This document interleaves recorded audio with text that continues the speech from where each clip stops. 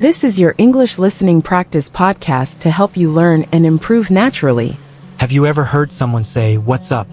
and thought, wait, do I say good or nothing much or what? Or maybe you've been in a situation where someone said, "Let's play it by ear," and you were like, "Play what? What does that even mean?" We get it. Real-life English can feel like a whole different language compared to what's in textbooks. You might know how to say, "How are you?" But when it comes to casual everyday phrases, it's easy to feel lost. That's exactly why we're here today. We're sharing 20 more super common English phrases that native speakers use all the time. These phrases will make you sound more natural, confident, and fluent in everyday conversations. No stress, no pressure. Just real English. You can start using right away. Oh, and I'm John, by the way. And I am Emily. Welcome to Quick English Fix, where learning English is all about relaxing, chilling, and having fun. You can lie down, cozy up, or even fall asleep while learning. No judgment here. Let's get started. All right, let's kick things off with our first phrase. What's up? You've definitely heard this one before, right? Hey, what's up? Is one of those phrases people throw around all the time. It's basically a casual way to ask what's happening, or how are you, but way less formal.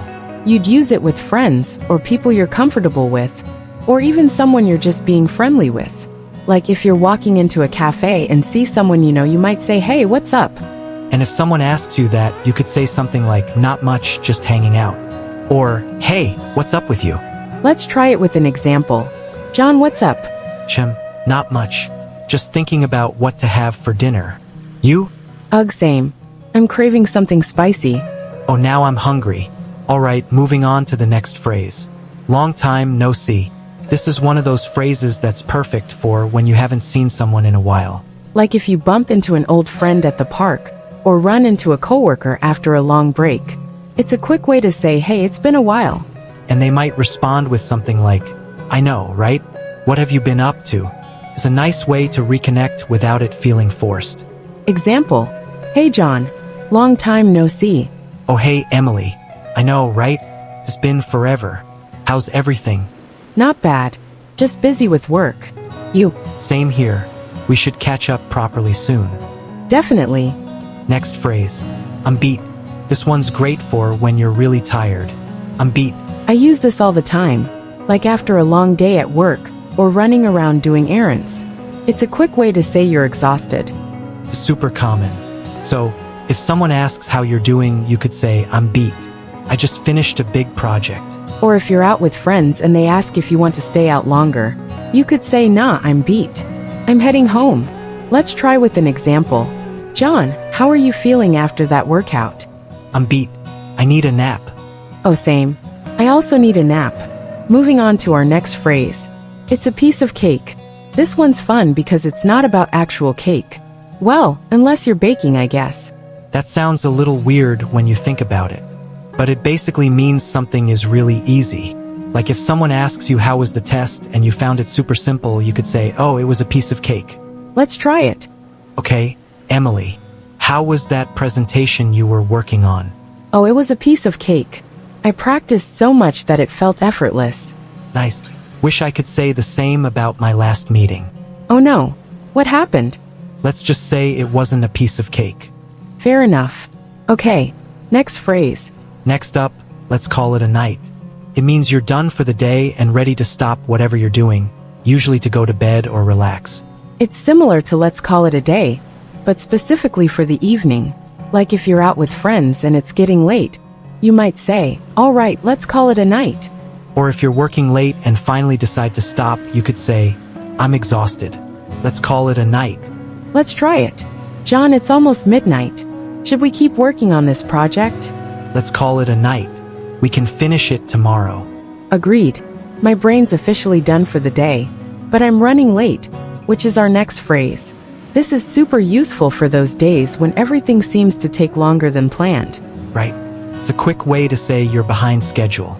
Like if you're supposed to meet someone at 3 o'clock, but you're still at home at 2:45, you might text them, "Hey, I'm running late. I'll be there in 20 minutes." It's a polite way to let someone know you're not going to be on time. You could also use it at work if you're stuck in traffic and need to let your boss know. Let's try it. Emily, are you ready to leave? We're supposed to be there in 15 minutes. Oh no, I'm running late. I just need to grab my bag, and then we can go. All right, hurry up. I'm coming.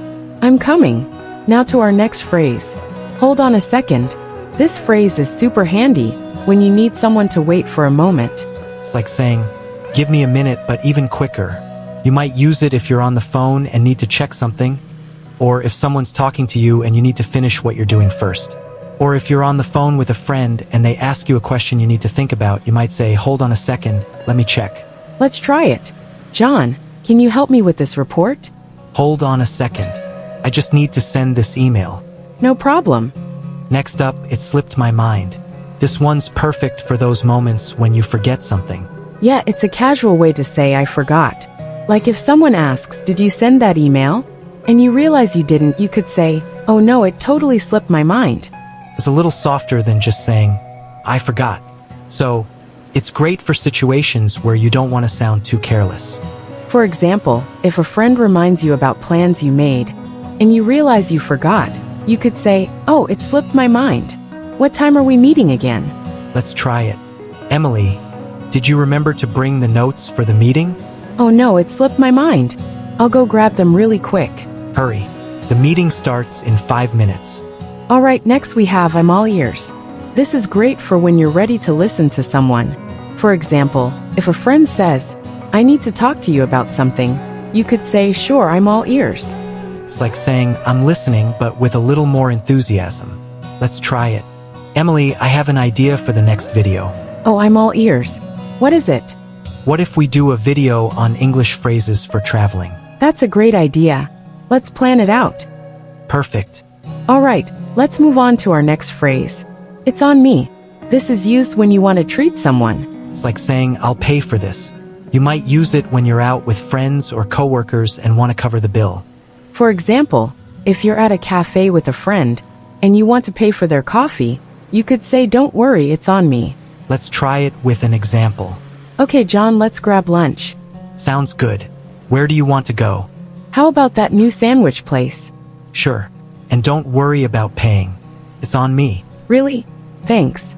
No problem. Next up, let's play it by ear. This one's good for when you're not sure about plans and want to stay flexible. It's like saying, let's see how things go and decide later. You might use it if you're not sure what time you'll be free, or if the weather might affect your plans. For example, if a friend asks, what time should we meet tomorrow? And you're not sure, you could say, let's play it by ear. I'll text you in the morning. Or if you're planning to go to the park, but it might rain, you could say, let's play it by ear and see how the weather looks. Let's try it.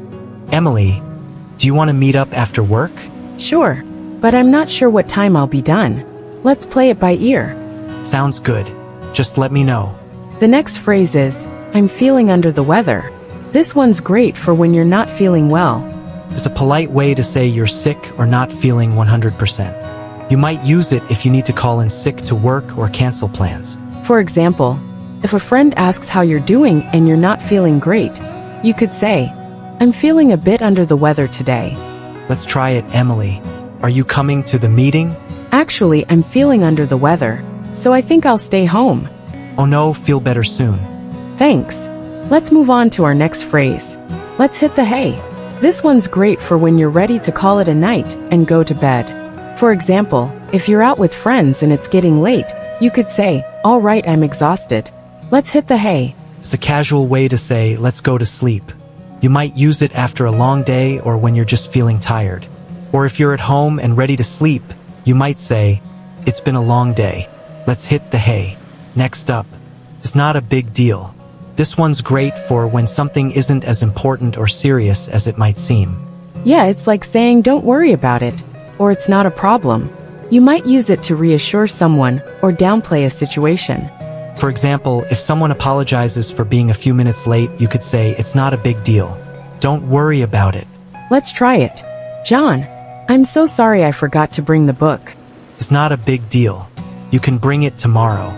Our next phrase is, I'm just pulling your leg. This one's fun because it's all about joking around.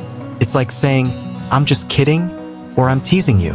You might use it when you're joking with someone and want to make sure they know you're not serious. For example, if you tell a friend something outrageous and they look shocked, you could say, "Relax, I'm just pulling your leg." Let's try it. Emily, did you hear they're giving everyone a month off work? What? Really? Just kidding, I'm just pulling your leg. Oh, you got me. Gotcha. Next up, let's get down to business. This one's great for when it's time to focus and get serious. It's like saying, "Let's start working," or "Let's focus on the task at hand." You might use it at work, in a meeting, or even when you're studying with friends. Let's try it. Emily, we've been chatting for a while. Should we start the project? You're right. Let's get down to business. We only have an hour left. Let's move on to our next phrase. I'm in the same boat. This phrase is great for when you're in the same situation as someone else. Yeah, it's like saying, "I'm dealing with the same thing." You might use it to show empathy or solidarity.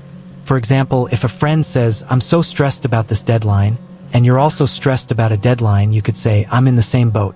It's been a crazy week." Example, "John, I'm so behind on this project." I'm in the same boat. I've been working on mine all day and still have so much to do. Deadlines are the worst. Agreed. Next up, it's up to you. This is for when you want to let someone else make the decision. It's like saying you choose or it's your call. You might use it when you're okay with whatever someone decides. Let's try it. Emily, should we get pizza or sandwiches? It's up to you. I'm good with either. Let's go for pizza then. Okay, next phrase is "I'm swamped." This one's great for when you're really busy or overwhelmed. It's like saying, "I have way too much to do." You might use it at work, school, or even at home if you've got a lot going on. For example, if someone asks if you can help them with something and you're already overloaded, you could say, "Sorry, I'm swamped right now, maybe later." Let's try it. Emily, can you help me with this report? "Sorry, I'm swamped. I've got 3 deadlines due today." No worries. I'll ask someone else. Okay, last phrase. Let's wrap it up.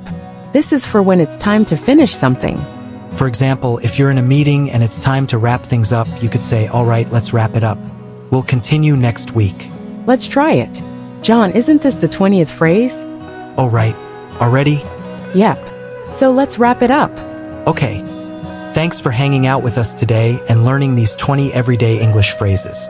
We hope you found them helpful and can start using them right away. Don't forget to like, share, and subscribe if you enjoyed this video. And let us know in the comments which phrase is your favorite. Thanks for watching and take care. Take care, everyone.